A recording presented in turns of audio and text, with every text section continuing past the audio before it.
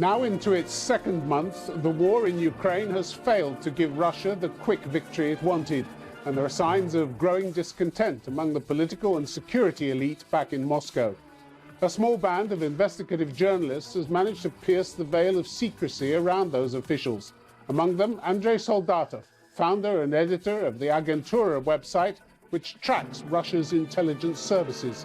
He's my guest this week from London. How worried are Russia's spies about the progress of the war?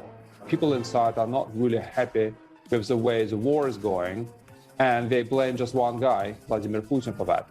So who is most likely to turn against Putin and why? How long can he blame others for the setbacks to the invasion he ordered? Is anyone waiting in the wings to take over if he stumbles? And what are the chances of that? Can Putin in the long term survive this, do you think? I don't think so. All that and more on Conflict Zone.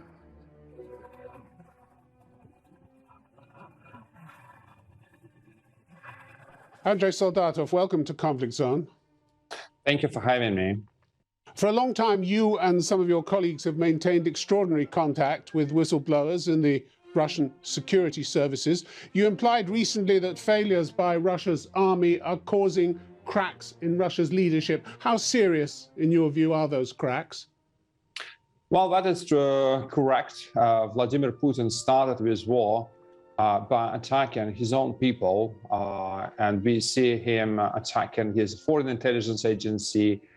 Then he placed under house arrest two FSB generals, domestic agency, but with a foreign intelligence branch in charge of the situation in Ukraine. Then it was a turn for the National Guard, and the deputy head of the National Guard was forced to retire, and he was just 45 years old.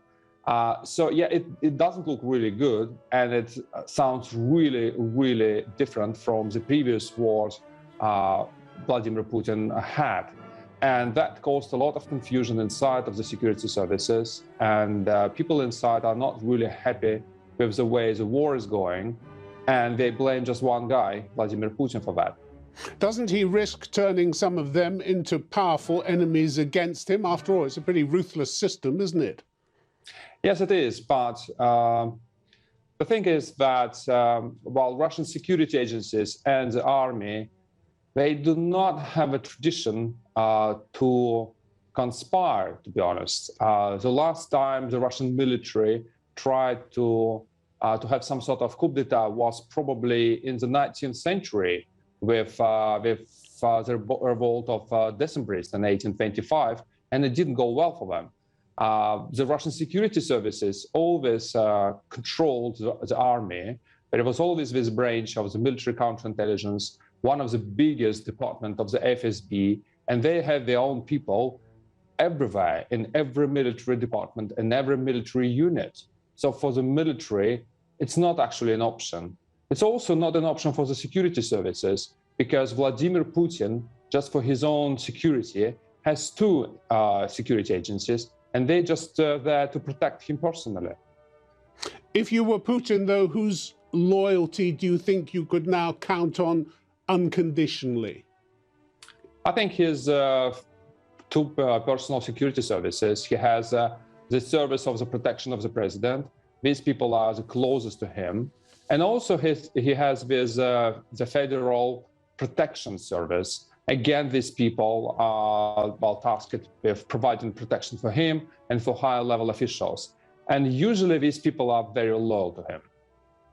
Won't there be insiders in this system, people in top positions who are looking at the poor performance of the army, looking at this huge economic backlash from the West that's about to hit them and saying, we can't survive this, it's all gone too far? You talk to some of Russia's spies. How worried are they about the progress of the war and the reaction to it in the West? Something they don't seem to have factored in. Well, yes, they are worried, but not because of the reaction of the West or the war in Ukraine. They're mostly worried about their positions. They see that Putin has been attacking their own people for quite some time. And to be honest, it started before the war. We've been living in this climate of selective repressions for probably 7 years now. And that is why we have governors and ministers in jail. And also we have FSB people in jail. So people inside, they are mostly worried about their careers. But of course, we understand now that probably the war is not going really well. And mostly they're thinking about themselves.